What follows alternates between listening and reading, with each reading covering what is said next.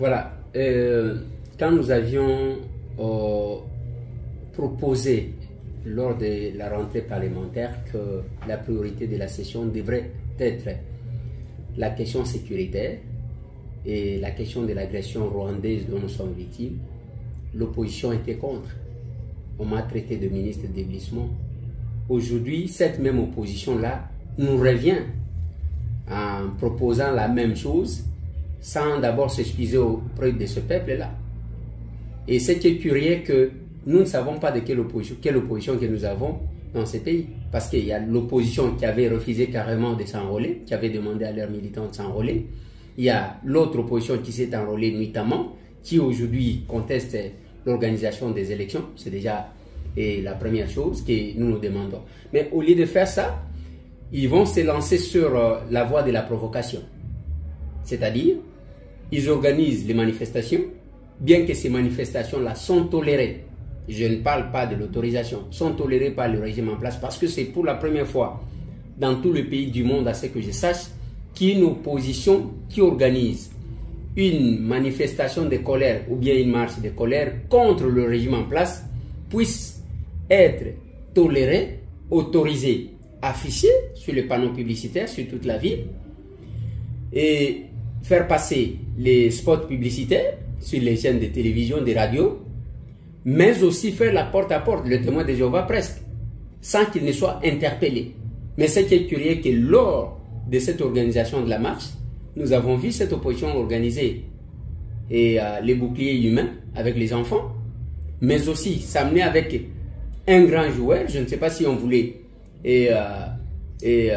organiser son assassinat pour que la situation puisse s'aggraver, afin que eux qui cherchent à tirer les dividendes dans le malheur des autres puissent en tirer. Donc c'est quand même curieux, parce qu'on ne comprend rien. Qu'est-ce qu'on reproche au chef de l'État? On reproche au chef de l'État de manger le foufou. On reproche au chef de l'État de manger les chiens. C'est tout ce qu'on reproche au chef de l'État. Mais je crains qu'avec cette façon de faire les choses, si le régime en place ne sécurise pas les morgues, cette opposition ira voler les morts là-bas, les imbiber dans les sangs, pour brandir à la communauté internationale que Tshisekedi est en train de tuer. Si Tshisekedi voulait réellement tuer, il ne pouvait pas autoriser les manifestations telles qu'on les fait. Aujourd'hui, il y a les spectacles que nous sommes en train de voir. Les gens cherchent à se victimiser, ce qui est vraiment curieux et ce que nous ne comprenons pas. Qu'est-ce que l'opposition revendique clairement? Autre chose qu'on dit, qu'on reproche à Félix Tshisekedi, c'est d'avoir activé le fonctionnement de l'inspection générale des finances, qui aujourd'hui a fait voir à l'humanité que l'argent du peuple doit être contrôlé, surveillé par tous les Congolais. Aujourd'hui, c'est tout le monde qui parle quand même qu'il y a eu des tournements par-ci par-là. C'est parce qu'il y a un Tshisekedi qui a mis en place ce système-là, qui a activé le système qui fonctionnait et qui a donné l'autonomie du fonctionnement à ces systèmes-là. Nous sommes quand même un peu inquiets avec cette façon de voir les choses. Mais c'est une opposition qui abandonne les siens. Par exemple, lors de l'arrestation de Mike Mukibai, personne qui a condamné. Ils sont restés calmes, silencieux, jusqu'à ce que Mukibai ait été envoyé en prison. Lorsqu'on a organisé la plénière, on a évoqué le cas de Daniel Safou en ce qui concerne, excusez-moi, de Daniel Safou en ce qui concerne la commission qui devrait autoriser ou pas les poursuites contre notre collègue Daniel Safou. Je n'ai pas constaté la solidarité des élus de l'ensemble. Personne alors. Mais quand Moïse est empêché d'aller au Congo central, c'est tous les médias. C'est tout le monde qui a agité, parce que c'est les patrons. Quand Salomon Escadela est interpellé hier, c'est tous les médias. C'est tout le monde qui est debout. Je l'ai constaté. Mais comment il peut y avoir ces deux poids, deux mesures? Nous constatons curieusement que des fois, il n'y a pas l'amour, il n'y a pas la solidarité, il n'y a pas la sincérité dans la collaboration. C'est ce qui nous inquiète. Alors, si vous voulez, comme avant vous aviez dit, pas question de glissement, même pour un seul jour, mais organisez-vous. L'unique voie, la voie par excellence, ou la procédure de l'accès à la gestion de la chose publique que le pays a choisi, c'est la voie électorale. Si vous voulez faire partir M. Félix Tshisekedi, acceptez de l'affronter et faites-les partir sur la voie électorale, que de créer des choses et de monter les choses. Nous sommes dans un débat électoral. Les gens sont libres de ne pas y participer. Ils sont libres. S'ils sont partis, ils sont partis. Ils vont réfléchir. Je ne vois pas sur quelle base et sur quelle matière nous allons trouver un consensus. Voilà, là, ce côté-là, ces problèmes-là, nous, on n'entre pas dans ce jeu-là. Il y a eu un enrôlement à travers le pays. Ceux de la majorité, tout comme de l'opposition, ont suivi. Eh bien, pour le moment, nous devons nous préparer pour aller aux élections. Les gens sont libres de participer aux élections ou non. Nous avons des raisons de dire ça. Dans cette salle, l'article 25 de la loi électorale avait été bloqué par manque de consensus sur la composition de la CENI.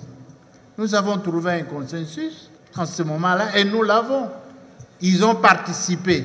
Leurs signatures sont là. Nous leur avions écrit quand on voulait mettre en place la CENI. Il y en a qui ont accepté, il y en a qui ont refusé. Nous avons des lettres. Alors si nous entrons dans ce jeu-là du consensus, nous n'irons pas aux élections. Je vous rappelle qu'à une période, l'IDPS avait refusé, les élections ont été organisées. Et c'est ça aussi la démocratie. Ceux qui veulent vont venir, ils participeront. Ceux qui ne le veulent pas, bon, ils vont rester. Ils sont libres. Très franchement, vous pensez qu'il y aura élection? Mais au nom de quel principe des confessions religieuses, 2 confessions religieuses sur les 8 reconnues par notre Constitution peuvent estimer qu'elles sont devenues à elles seules la représentation nationale? C'est une usurpation de qualité d'abord. Catholique, protestant, ça représente... C'est une usurpation de qualité, monsieur. On peut être célèbre, on peut être bien implanté, il n'en demeure pas moins que chacun doit jouer le rôle que la Constitution et les lois de la République lui reconnaissent.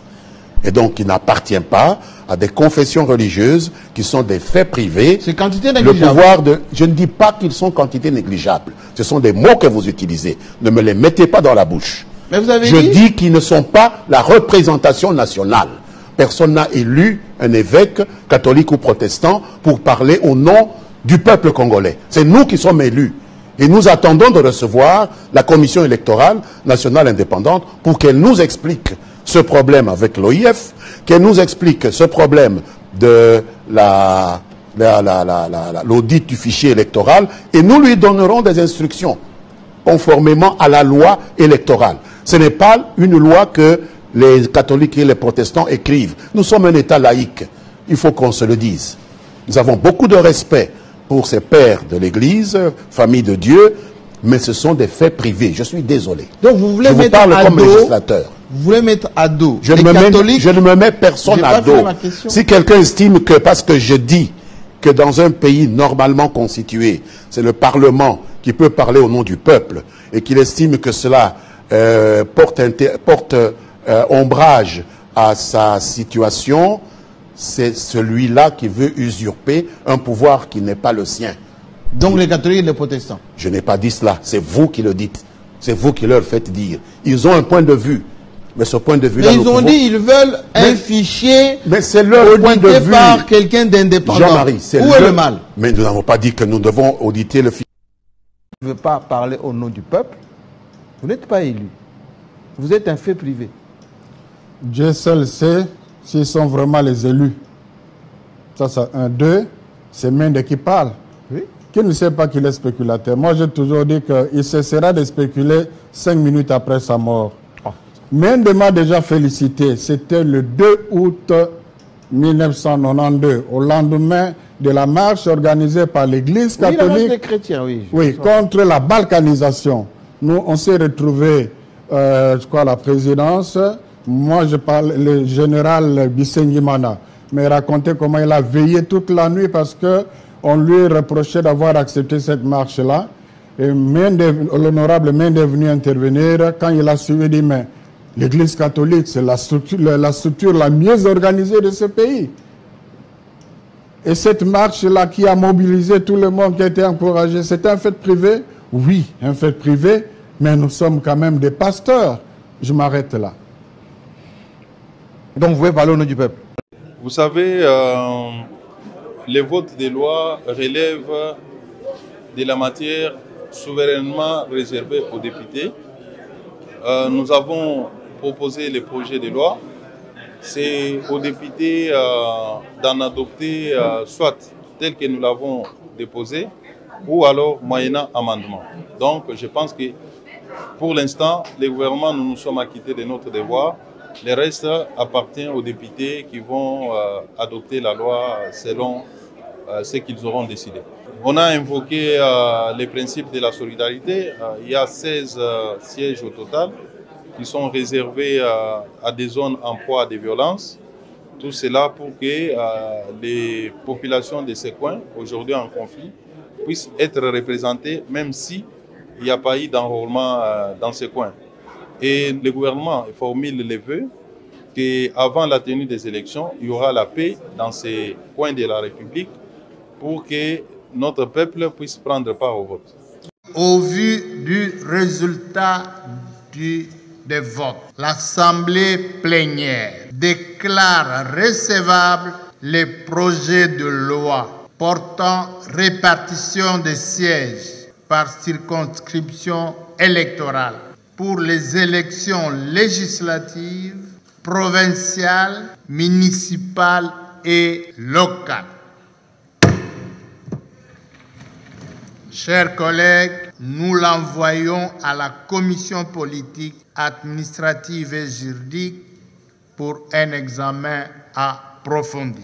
Nous accordons à cette commission un délai de 48 heures pour réaliser les travaux lui confiés et déposer son rapport au bureau de l'Assemblée nationale. Ce délai court du jeudi 1er juin au samedi 3 juin 2023. Suivant ce planning, nous reprendrons nos travaux sur ce projet de loi le lundi 5 juin 2023. Les collègues non membres de cette commission peuvent participer à ces travaux pour y apporter leur contribution. Les membres du gouvernement concernés par cette matière sont tenus de participer aux réunions y relatives. Effectivement, autour du Premier ministre, Son Excellence Sama Lukonde, nous avons examiné la conjoncture la semaine du 22 au 26, comme nous le faisons chaque fois. Si on ne l'a pas fait la semaine passée, c'est tout simplement parce que le Premier était en mission. Et nous pouvons dire à la population, en ce qui concerne la conjoncture économique,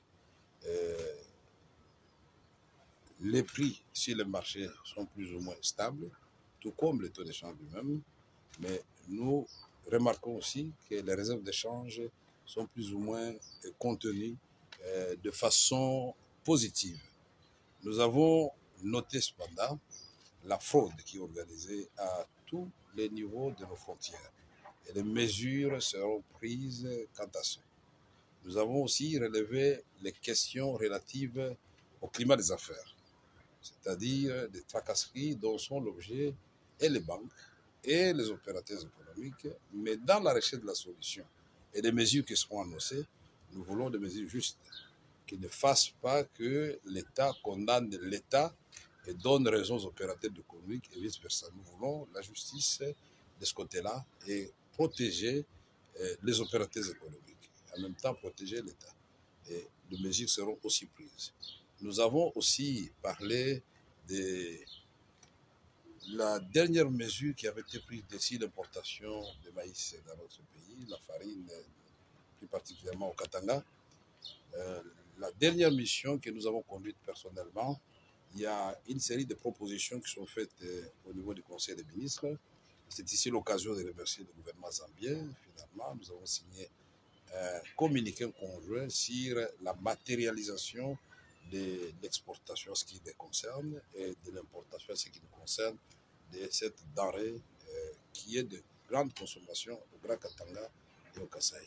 Donc chaque ministre recevra certainement des assignations de la part du Premier ministre pour remettre de l'ordre sur la voie Kasumbalesa et Lubumbashi, pour que cette farine arrive au marché de Lubumbashi au prix acceptable.